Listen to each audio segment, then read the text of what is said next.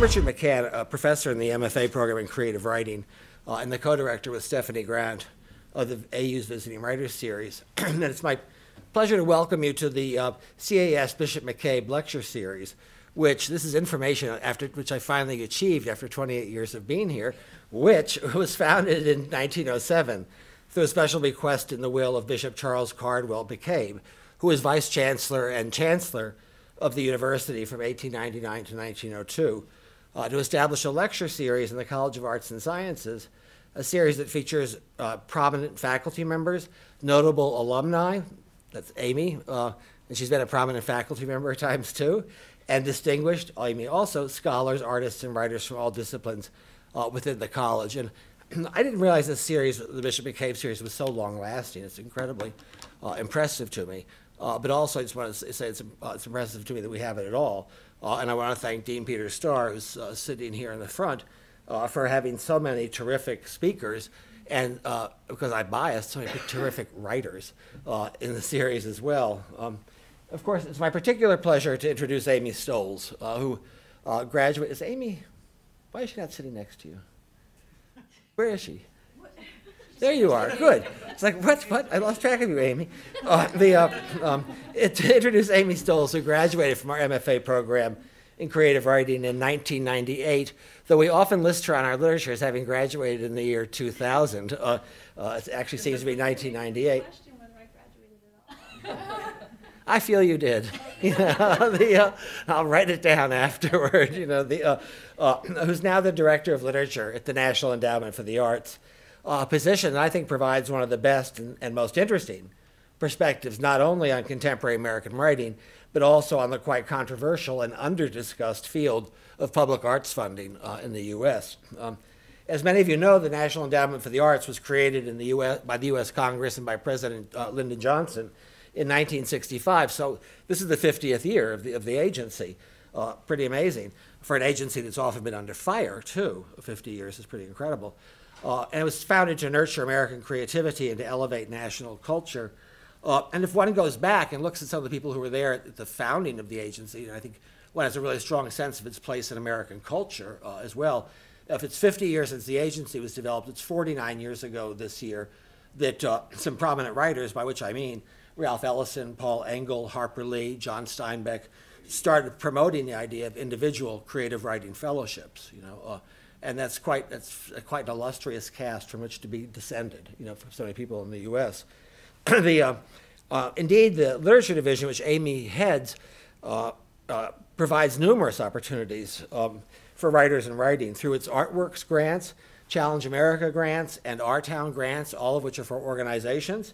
Its prestigious creative writing fellowships and translation projects, both for individual writers, and also supports such programs as the Big Read, which Amy's been, I think, quite intimately involved with, which supports organizations across the country in developing community-wide programs for writers and readers. And it's also, of course, supports the National Medal for the Arts, the highest award given to artists and art patrons by the U.S. government and awarded by the President of the United States. I'd sure like to go. This is my opportunity. So hers is rather a big job, one might say, on an agency that's been home not only to Amy Stolz, but also to more than a few other graduates of our MFA program, including Paulette Beat, the social media manager, a poet who works there now, the poet Mary Rose Flanagan, division coordinator, and also one of our current MFA students who's, where are you sitting? Oh yeah, Mo Sharif, who's sitting right over here, who's a grants management specialist. In addition to being the director at the NEA, Amy Stolz is also a writer and the author of 2 successful novels. The first, which is Poems to the Ground, a YA novel published in 2005 by the really exceptional publisher Forrest Strauss and Giroux, was a winner of a 2005 Parents' Choice Gold Award. And her second novel, and I never know what to say. They say young adult, but there's a way of saying an adult novel. Sounds like an adult novel, like an adult film. She wrote an adult novel called The Ninth Wife, which is about a woman who's about to marry a man. It's a terrific novel. Who's had 8 wives previous to the woman he's now courting. Was published by Harper in 2001, and was described by New York Times bestselling novelist Carolyn Parkhurst, also a graduate of our MFA program, as a vibrant, nuanced novel about marriage, identity, and the moment when we realize that the shimmer of fantasy pales next to the tumultuous reality of ordinary, everyday happiness. These are really wonderful successes, and I'm happy to tell you about them, as I think as the only faculty member in the MFA program was here when Amy was a student. And I wanted just to describe for you our work together with Amy as my student, and because I have all these memories. I should say that Amy entered the program when I was on disability leave to get a liver transplant, and when I came back, she was already in the program. But that may affect this, but I remember her so well in one particular workshop. Two, I was thinking. One in which I said to her, yes, you sat next to so-and-so and so-and-so and so-and-so, and she said, I don't know who those people are. And the others only dawned on me later, which was the Carolyn, Tony, et cetera. No, you weren't in that workshop, so skip that too. So in my mind, she was the best writer and student ever in the MFA program at American University, and I know that through close, continuous, and intimate work with each other on her work and on her thesis, directed by Henry Taylor and Kermit Moyer. Okay? But I'm sure that the memories I've invented, and I should say that for the first few years after a liver transplant, one takes antipsychotic drugs because the drugs you take are so powerful that they create hallucinations. I'm really worried about that, Amy. Like, is this an ongoing, throbbing hallucination in which we find ourselves again? But I'm quite sure that my memories would be the memories I would have if I had memories, if you can follow that. Okay. So, Amy, I know you're not a hallucination, and then some. Her impact on literature and writers' lives across in the district and across the United States certainly proves that. And I also, even having never been your teacher, regard you as the model of an MFA student. I do remember our conversations, and please don't correct me on this. It may have because I shared an office with her thesis advisor that I felt I was having a conversation, but nonetheless. She was really someone at AU who took advantage, but really created the kinds of opportunities I think that an MFA program can offer and become most central in what it can do, which is to say opportunities for community.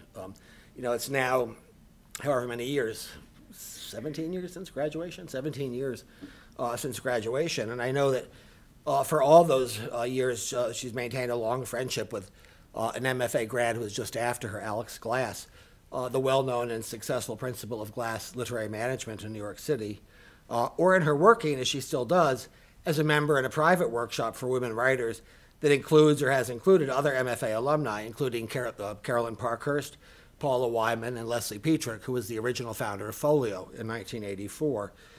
And so if at its core an MFA program is about community, as much as it is about the solitudinous of writing, it's a pleasure to welcome back someone who's been such a strong part of this community and who's gone on to become a really crucial part of the American literary community as a whole. So it's a great pleasure to have you here, Amy. It's a pleasure and an honor to be back to American University. I have such wonderful memories, and so much of what I do now started and who I am started here. Thank you to Peter Dean Starr for inviting me, and to Richard and to David for facilitating this, and to Mimi and Emily for putting up with me, and Mo and Jessica, who's also on the staff at the NEA. Where's my coffee? So the way this is going to work is I'm going to talk I actually wrote something. It's about 15, 20 minutes, and then David and I will sit down, talk a bit, and then I really just want to I'm informal, so I'd rather open this up and hear what's on your mind and questions or comments or what you want me to know, all of that.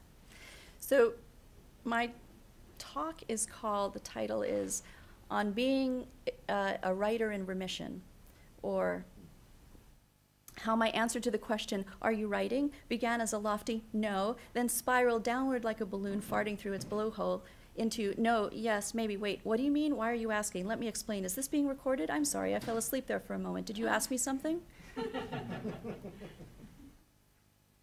My dad is a year and a half shy of 80. And for the first time in his life, he's dealing with a breakup.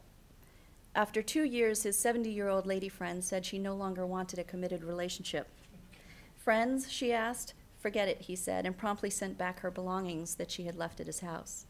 I've been calling him every day, helping him deal with his sadness and anger and confusion, for it is on this topic that I am an expert. I had 20 years of boyfriends and breakups before I settled into 10 years of marriage.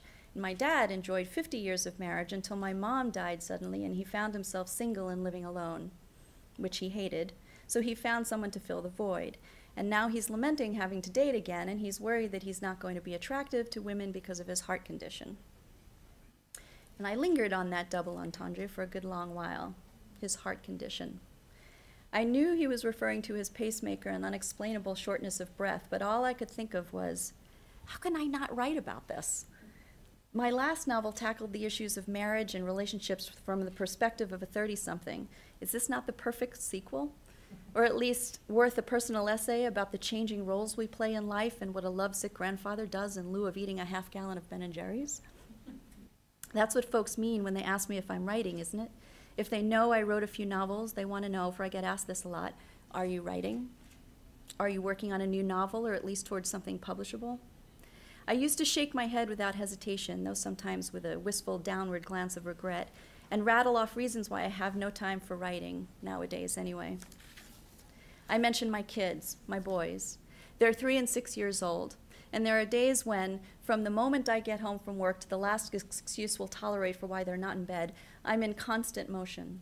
With my 47 hands and extrasensory perception, I'm endeavoring to keep muddy shoes by the door, Legos off the floor, hands off my wallet, car keys out of hiding, balls clear of lamps, rice out of hair, tongues off hard surfaces, water in the bath, pee in the potty, fingers out of the nose, sharp objects clear of ninja leaps into the air, and my composure at the unending, impressively creative, and varied use of the word booty butt.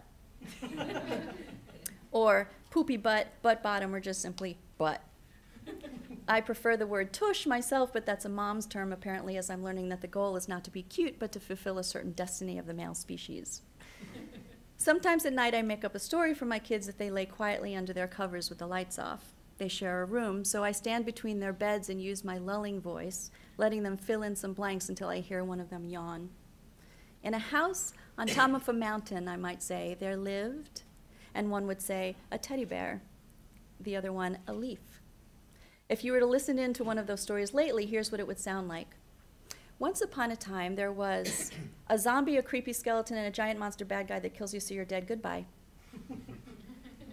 A squirrel. And the squirrel was walking in the forest and saw your butt. A magic flower that turned into your butt. I'll usually give in at this point and tell a story about the evil powers of a magic butt and call it a night. So that's one big time suck.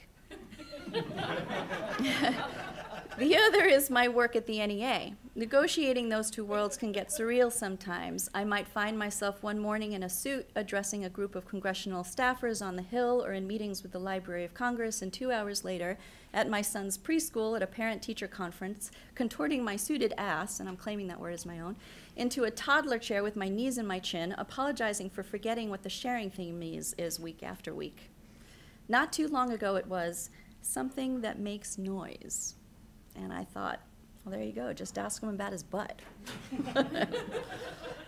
A coworker once was walking in front of me and slipped, and I found myself saying, whoopsie. I stopped short of asking if he'd like me to kiss his boo-boo. To my husband's occasional consternation, my current stint as the NEA Director of Literature is often all-consuming. And not just because the position is demanding, but because I believe so strongly in what I'm trying to do that I kind of live and breathe it. And there's another reason why it's sometimes all-consuming, but I'll get to that in a few minutes. So what is it that I'm trying to do, or what is the NEA set up to do?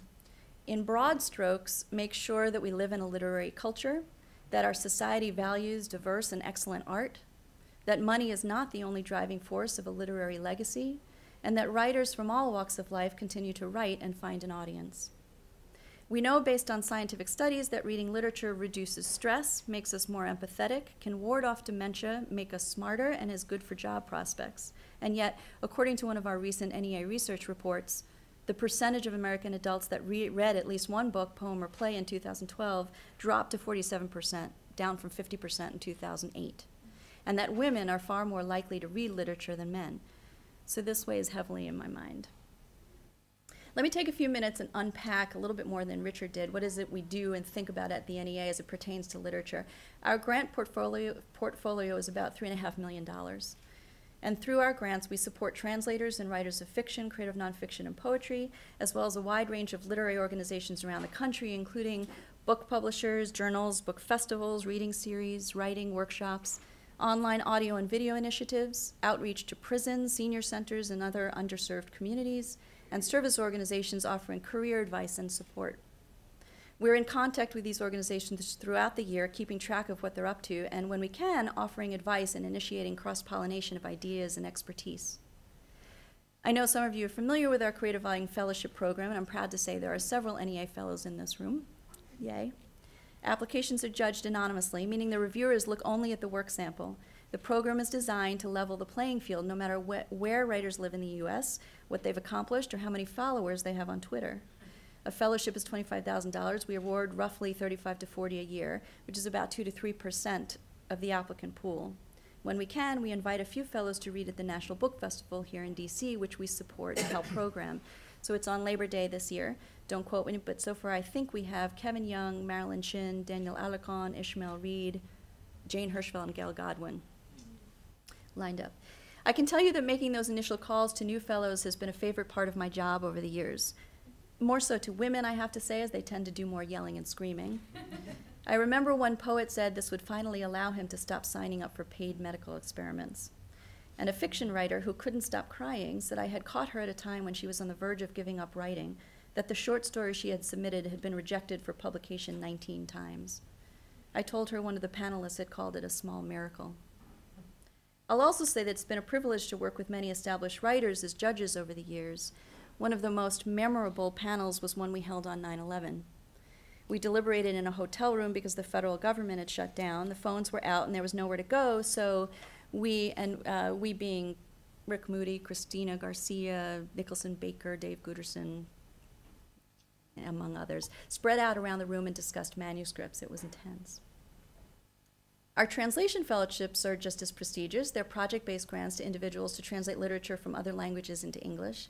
Since the program began in '81, we've supported about 350 translators to translate literature from 84 countries in 66 languages, including, for example, works in Urdu from Pakistan, Zapotec from Mexico, Malagasy from Madagascar, and Swampy Cree, an indigenous language from northern Canada.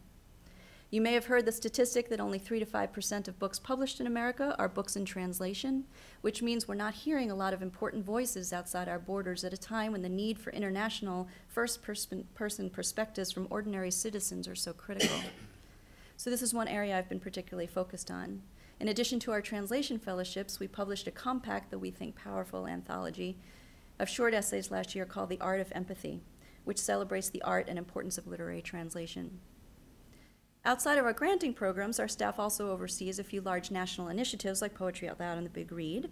Poetry Out Loud is a national recitation contest to encourage students around the country to study, memorize, and perform poems mostly by contemporary poets like Phil Levine, who, as many of you know, I'm sure just recently passed away, sadly. Since 2005, and it's our 10th anniversary, more than 2.7 million students and 45,000 teachers from nearly 10,000 high schools have participated in the program.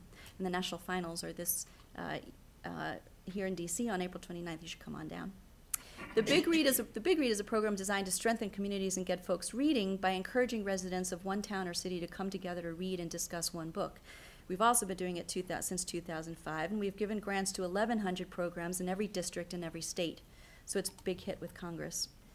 The program has sparked more than 2,000 civic and local partnerships across the country and leveraged an additional $35 million in local funding. And we're hoping to reboot the program a bit this year to make it more relevant and perhaps more far-reaching. And that brings me to another part of my job, the part where I pay attention to trends and trouble spots and try to ensure that we're staying current and thinking up ways to help, whether it's improving an existing program or inventing a new one. This is not an uncommon challenge in the digital age. Just look at the overhaul of the New York Times Magazine that premiered last Sunday. I can't say I'm a fan of all the changes, but I was thrilled to see that they're going to start including poem in every issue, and it's selected by former U.S. Poet Laureate and NEA fellow Natasha Trethewey, who may or may not have taught me how to twerk. I promised I'd never say. So, for example, I try to pay attention to what's going on with bookstores and libraries. And one of my favorite stories from last year, and you may have heard this, was about the public library in Ferguson, Missouri. Have you heard this story?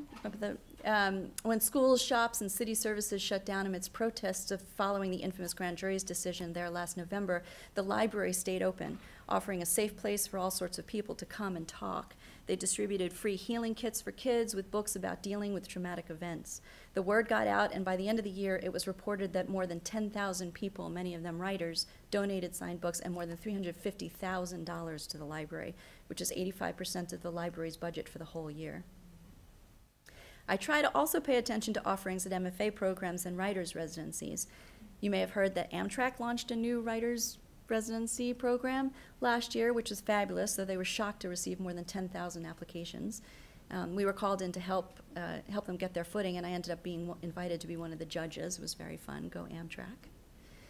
Lately, I've been particularly interested in how the digital age has affected writers and publishers. So issues like the decline in book reviews, the potential of enhanced ebooks, the challenges of digital marketing and social media, the pricing wars, changing distribution channels, and the all-encompassing term known in the publishing business as discoverability. Have you guys heard this word before, discoverability? It's how discerning readers can discover good books that they might not find otherwise given all the noise and clamoring for their attention.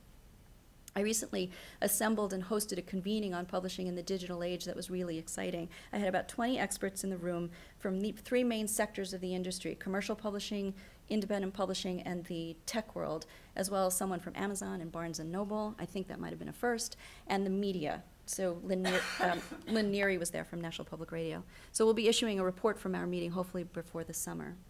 And I'll just share my favorite digital publishing story from last year, which was about Emily Schultz.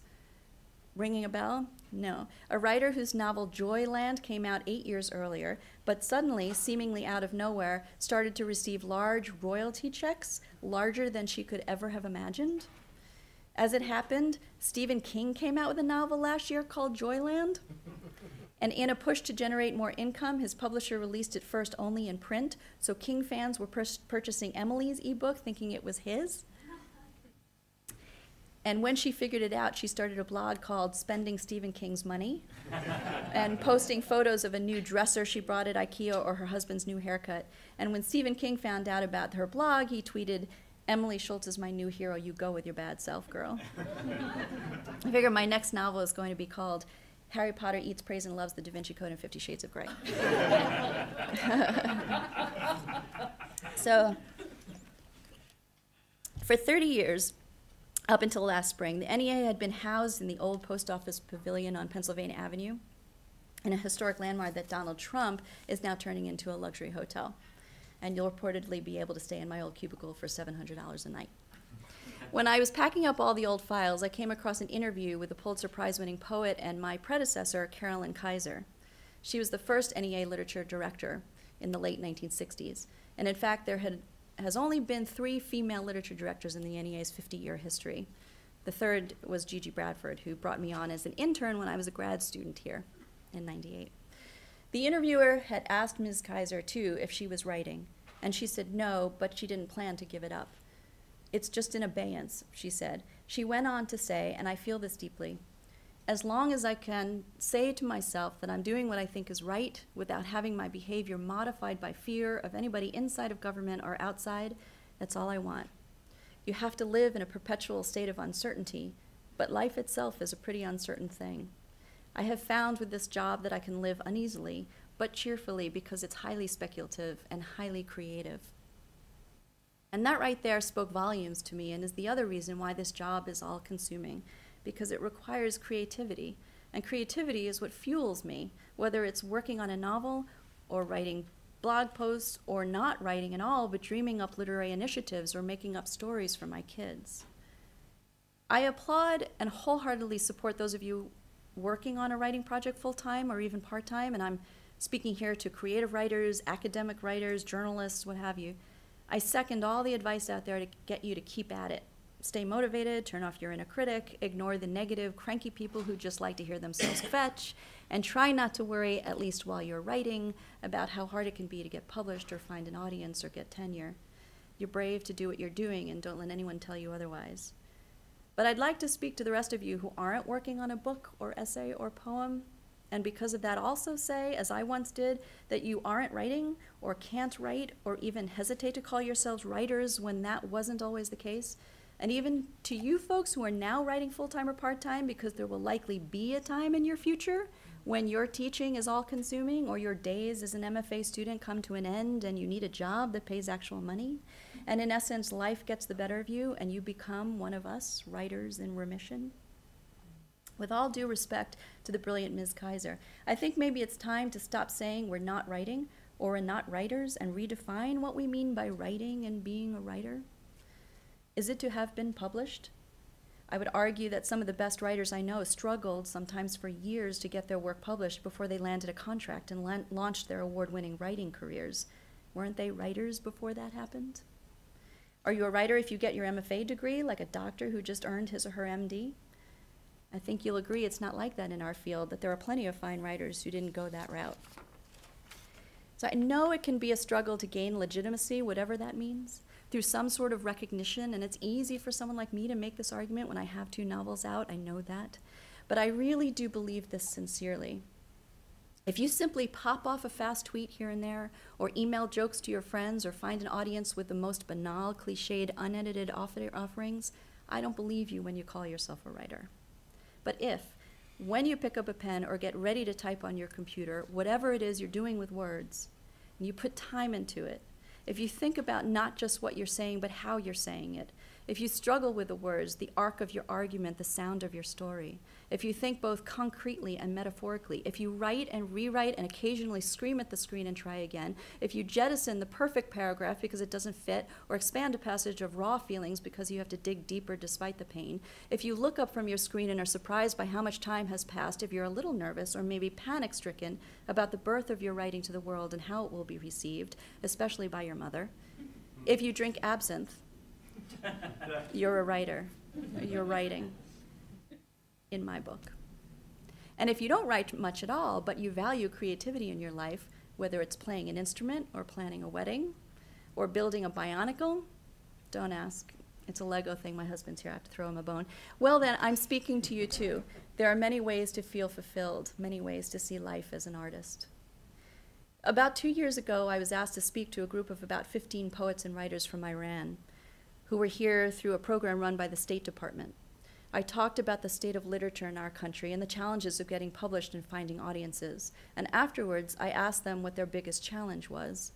Censorship, they said. And for the next 15 minutes, they told horrifying stories of how their work or work of their friends had been forbidden or destroyed, their careers derailed, how they lived in fear of a worse fate. And it was a good reminder not to take for granted our freedom to write. About 3 months after my mom died, my dad started to obsess over the idea that he was alone in his house, that if he died suddenly, no one would know it. So he decided that every night he'd send me and my brother an email. If we didn't get it, we'd know to check up on him. Dear Amy and Eric, he'd write, I'm alive, love Dad. Like every night. It drove me crazy. So one day I sent him a book of Ogden Nash poetry because he loves Ogden Nash, and suggested he use that time and space to be more creative, to write. And he did. The poems started coming fast and furiously. Ogden Nash rip-offs, every one of them, but they were clever and thoughtful, and I could tell they had been labored over. Dad, you're a writer, I said to him. No, he said, you're the writer, I don't know what I'm doing. No, listen to me, I said, using my annoying mom voice. You're doing exactly what a writer does. I don't know, he said. Whatever it is, it feels good. Thank you. So we thought we'd sit here and speak a little bit about You're going to ask me if I'm writing? I'm going to ask you some questions about your writing, yes.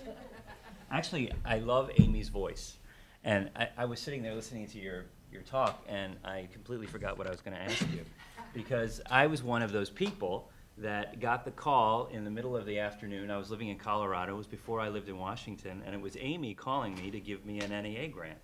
And you just got one.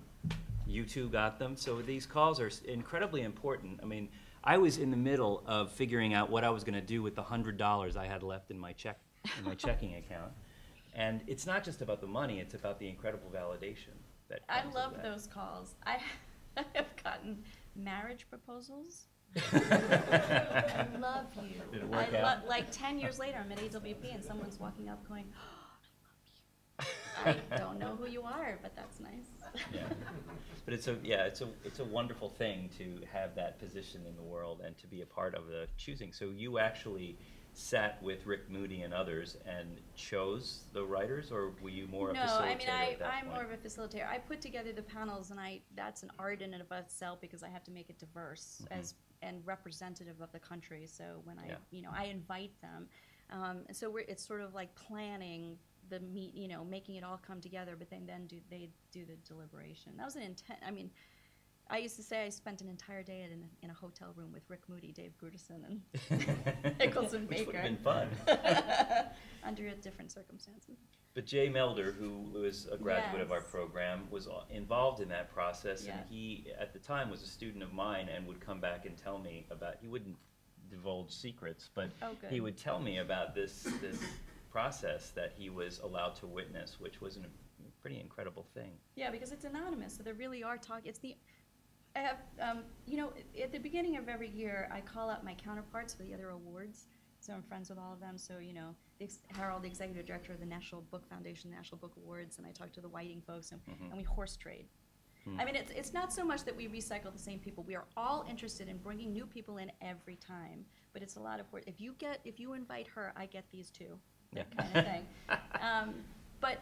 And then what I do when I invite them is I say, oh, we're so much more fun and easier than the National Book Awards. I don't tell Harold I say that. But they like to judging the NEA fellowships because they're not looking at the people, they're not looking at the accomplishments, they're not judging the person, they're really looking at the work itself. before them. Yeah. And to be privy to that as a writer is incredible, to just hear them go at it.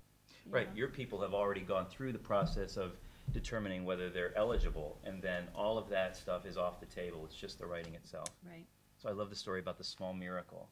Yeah. The story that's like a small miracle that was rejected 19 times. Yeah. So it's a wonderful We have a thing great that you do. statistic I didn't include here that 81 out of the 100, in the last 25 years, I think I have this, 81 of the last 135 winners of the Pulitzer Prize, the National Book Award, and the National Book Critics Circle Award were NEA fellows, all of whom, or all, like 95% of them, got their award at least 10 years before they won that award. And remember, they were chosen anonymously, Right. which means that we have a great track record of finding and nurturing talent and a diverse range of talent. Even though we're choosing them anonymously, our pool of 40 people it's like half men, half women from all over the country. There's all sorts of nationalities represented. So it's invigorating. Yeah. Well, the other reason I love Amy's voice is because the last time you were here, you spoke at our 30th anniversary celebration. Do you remember that? Kinda. And you had many nice things to say about AU's MFA program and its uniqueness Yeah. compared to others. So you're a little biased because you graduated from our program, but we were talking at dinner about our offerings of translation and literary journalism, for example, as a kind of atypical curriculum for MFA programs. Could you speak a little bit about that? I mean, there's so many instances where I took a translation class with Myers Gluru, and I studied the work and essays by Gregory Rabassa. 6 years later, Gregory Rabassa is sitting next to Wow. me at a table over, and I can't say anything because I'm so in awe. He's the translator of Garcia Marquez. I mean, it's an incredible, things like that happen all the time that started here. So what I talked about, and I have to be careful because I wear different hats, so there's legalities here, and conflicts of interest. I'm speaking now as Amy, the person, the writer, and not Amy as the director, the NEA director. But that I loved my experience here, and what I loved about American, which I find is very different than the other MFA programs, is that it encouraged me as a fiction writer to also try out classes in screenwriting, playwriting, translation, literary nonfiction, poetry, and not that I was going to go be a translator, but that it informed my own writing, and to take an internship, which got me this job. So, and to learn about the field. So, yeah. Yeah.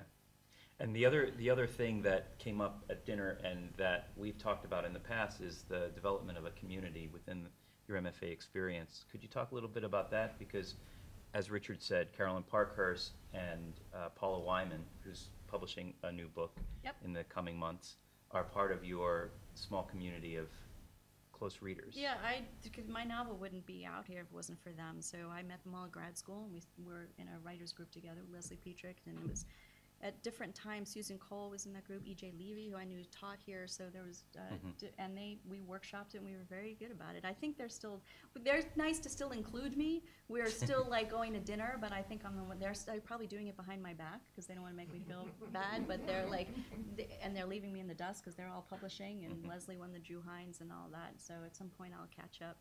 Or not, I don't know. It's depressing sometimes. But we have dinner every once in a while, and they keep me reminding me that I am that writer and, can be part of that. But it's definitely a sense of community. There's also a writers group, women's writers that meet for dinner.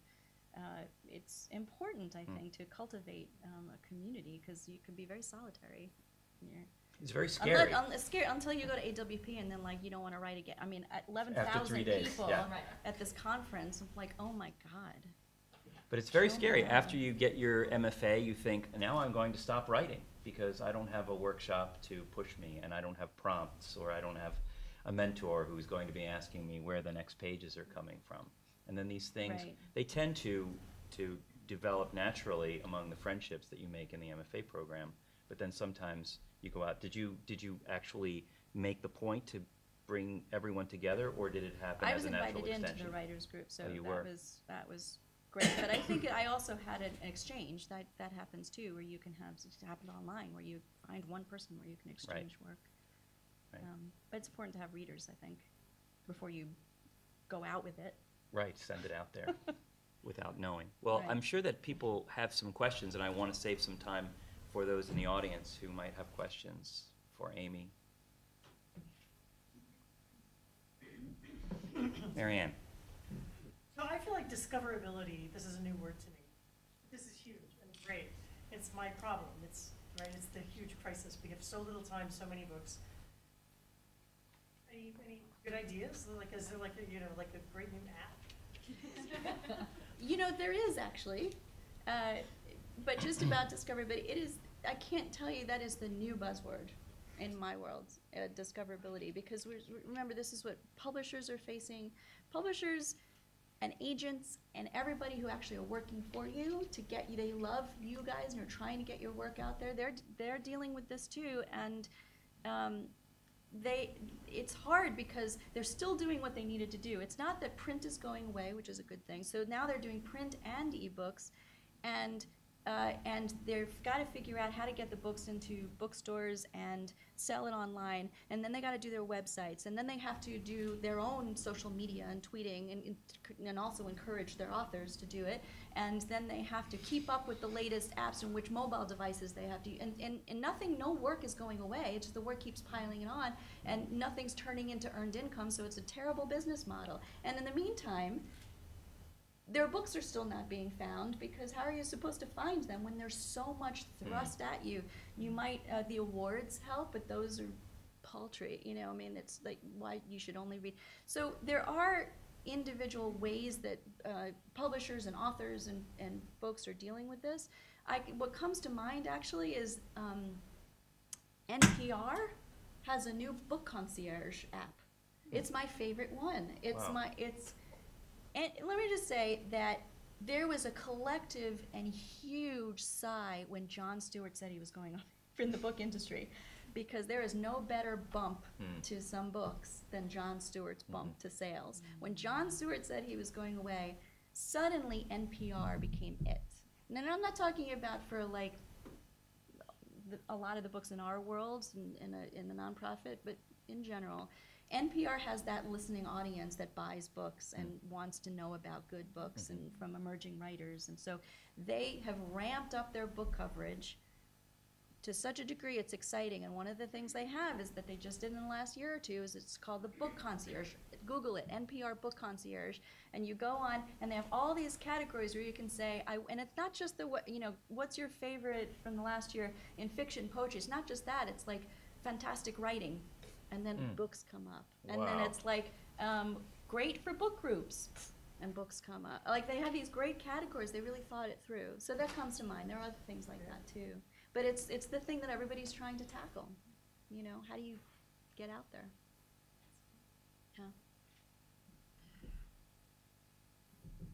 Yeah. Is there anything that you can share from the results of that digital publishing panel?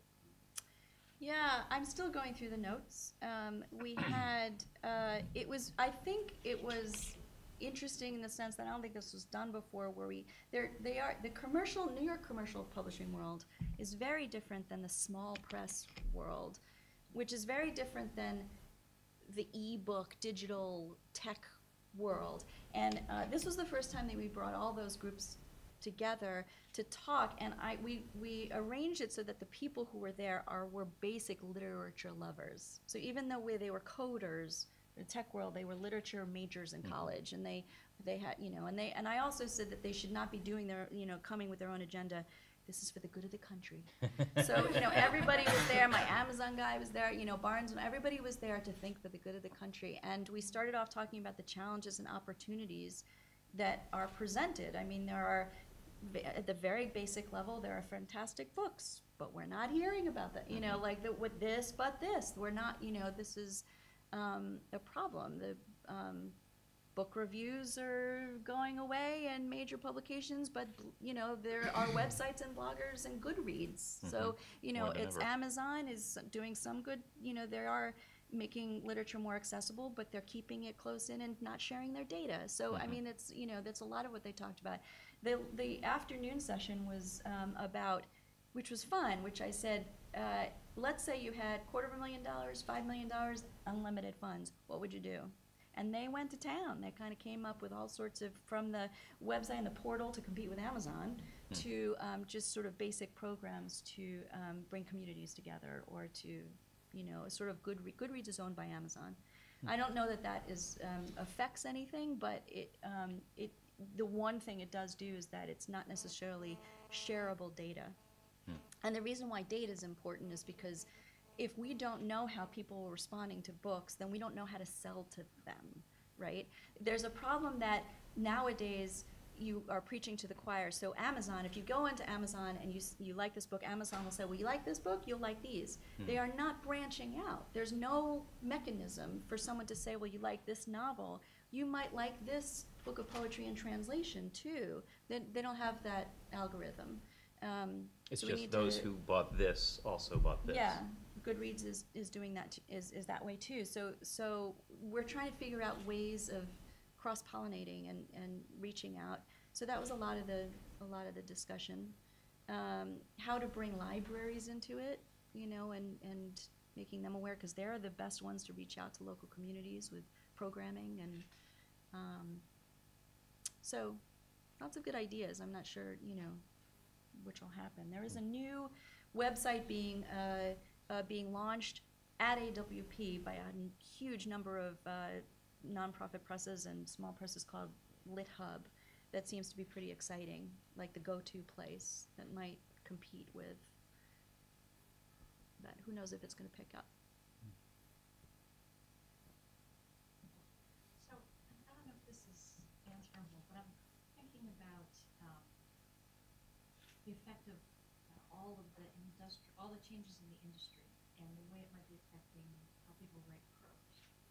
And I'm thinking about, say, the sort of move towards compression in novels and short stories, even in essays, and the way, like, I was thinking about Justin Torres, who you mentioned at dinner, Jenny Ophel's Department of Speculation, these books that are getting very small and very compressed. And then on the other side, I'm going to get the name up, Carl,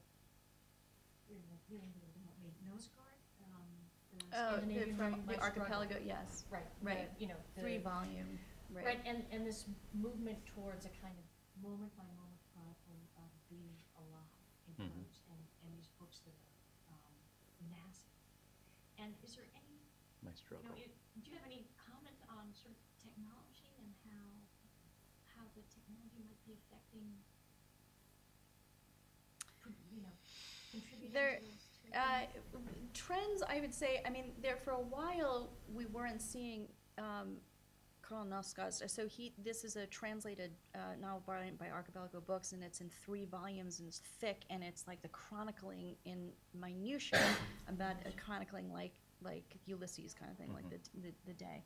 That's rare, and that's brought into us by a small press. Commercial press wouldn't have picked that up because it's not necessarily sellable. You know, it's the small presses that are doing that kind of work. They're taking the risks with longer works or riskier works. And so thank God for the small presses, and there are plenty of them around, and they're doing pretty well. But there is a push for more marketable titles, shorter, because their shorter books play better with book groups. I mean, you know, it's all about marketing. And as far as whether the digital world is affected, tremendously. You'd have to speak to some writers about how it's affecting. I think writers that I've talked to are very conscious of having to do the social media and the promotion and not just the writing. So they have to have some sort of personality behind the writing, which to some writers is is obviously a big turnoff. I get asked a lot whether print is going to go away and if we're just going to move to ebook. I don't think that's happening. It might. I mean, we're looking at a future that print might go away, or it might be an art. There are art products that we have books. I don't think that's too soon in the future. Books are cheap. It's not like with the thing with records or video, or that you need technology to play the video, and you need some sort of plug-in to play the record, you don't need any plug-in to do a book. So they're cheap. We have libraries still. I don't necessarily think they're going away. So what's happening now is that you have people who are sticking with the traditional print, and it's the small presses that are supporting that. The poetry, the works in translation. Commercial presses don't pick up works in translation as much because they're more expensive to do. You have to pay the writer, you have to pay and the translator. And then there's this idea that the American public won't embrace translated books like they will American books. I don't know where that came from. Well, So, I mean, I've noticed that, at least in poetry, translation has become a much more hot commodity than even 10 years ago when I started doing it. And it's an amazing yes, it has. thing that's happened. Yeah. Part of it's that has to do grown. with the translation fellowships at Yeah. the NEA, but also just this phenomenon, this interest in world literature that Yeah. maybe began with Robert Bly in the 60s. And has It's definitely just, take off. There are more presses doing translation. We've seen it. But you still have, like, the Nobel Prize, nobody having heard of, right? So it's still a problem writ large. But, yes, in the small presses and in poetry worlds, which are small to begin Niche with, markets. we've had more translations, yeah. So you spent some time at the Moscow Book Festival, Irene. What was that like? I was here with a friend. Moscow was very cold. They did not, I don't know, I don't think we were very welcomed. But it was, I had been to Moscow twice, one in the 80s and one in the 90s. It was a hugely different experience. It was still communist in the 80s, so like they actually had ethnic restaurants the last time we were there. The Moscow Book Festival was a bit strange, but invigorating. It's nice that they invited, there were some delegations from around it was 5, 6, 7 years ago. It wouldn't happen now. I don't think I'd go. We have Yeah. Sandra Beasley back here asking a I question. just have a question about Poetry Out Loud, because to me it's such an important program, but I often talk with other poets who kind of put it in the silo of high school recitation contest, and they don't really think of it in terms of cultivating tomorrow's readers of contemporary poetry. And I just wonder, since the program has now been around for a significant period of time, I wonder if you talk a little bit about like what the next phase of vision is for it. I mean, for me, one of the really cool things that happened was the Virginia Commission for the Arts actually reached out to me as a contemporary poet and gave me an honorarium to coach their state champion 1 year. And so that was one way in which Poetry Out Loud kind of moved beyond the high school realm and engaged. You know, but I wonder if there's other things like that going on, if they're encouraged, discouraged.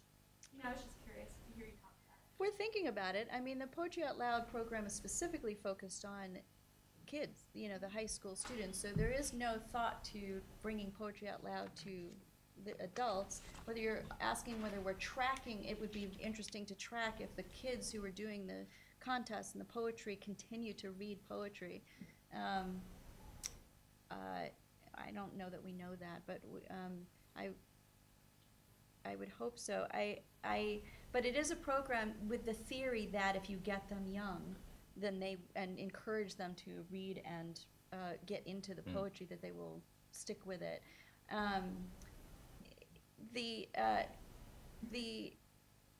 We are thinking of retooling the Big Read, which is an opportunity for discoverability. So right now, the Big Read has a lot of books that are old, like To Kill a Mockingbird. No, I don't think anybody's going to argue that it's a bad book. It's a good book. It's just that it's in every curriculum around the country, so it's a missed opportunity. So if we can actually bring in more poetry titles and contemporary with living writers, and you know, and actually bring in writers that way and work with libraries and to retool the program to do that, that's more of what you're talking about, right? About cultivating the adult audience and not just through the schools. But you kind of have to do it both ways. But just kind of different avenues. The tracking of whether your programs are successful or not is a whole new, like, that's a lot of money and time to do that. With our 50th anniversary coming up, we are geared up to thinking along those lines, because we have to tell our story, and in telling our story, we have to gather the information and the stories of the successes, and so we're doing it. So I think that it's on our minds to be thinking about where Poetry Out Loud. The other thing is that I've been in conversation with Robert Polito, as the executive director of the Poetry Foundation, and Rob Casper, who is at the Poetry Center at the Library of Congress. The three of us have been having meeting here and there to talk about possibly doing a youth ambassador program where we work with the National Student Poets through PCAH, the President's Committee, and our Poetry Out Loud kids, and then slam poets, because it's you know, if you're going to turn kids onto poetry, maybe slam is one way to do it as well, and then bring them to the page. So to get all of those kind of kids together and then have youth ambassadors who already love poetry to talk to other kids. So we're working on possibly doing something in that realm. Part of that feels like it's related to your point about, are you writing? You don't know how this is going to affect a kid's life. If anything, they awaken to the fact that they have a story at all. Oh, that thing that I think about a lot, that's my story, you know, and then that goes on to affect their life, even if they don't become poets. So yeah, I mean, sometimes it's just saying that a poem is just not something by Shakespeare that you can't understand. Right. That's a simple message that if that gets out, that can have a big effect. One more question? Well, I have one quick question. You taught here at AU 2000, 2001, right around the time you were transitioning over to the NEA. Did you find that teaching and talking about writing, talking about literature actually fueled your own writing, or did you find that it used up space that could have been used for your novel in progress? Oh, remember, I miss teaching a lot. I really do. My parents are teachers.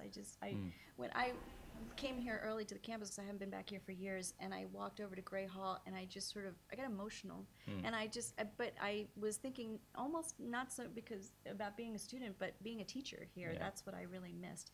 And one of the things about doing what I do is I'm not in the trenches. I'm not actually talking to and teaching the student and getting in with the work and doing that, and I really miss that. Wasn't as much as a deterrent of my writing as the job is now. I'm around so many amazing writers that I feel mired in my own mediocrity. When I was teaching, I could separate myself and say, I can teach. Got it? Imagine. Do you see what I'm saying? Right. But you can hold your own there.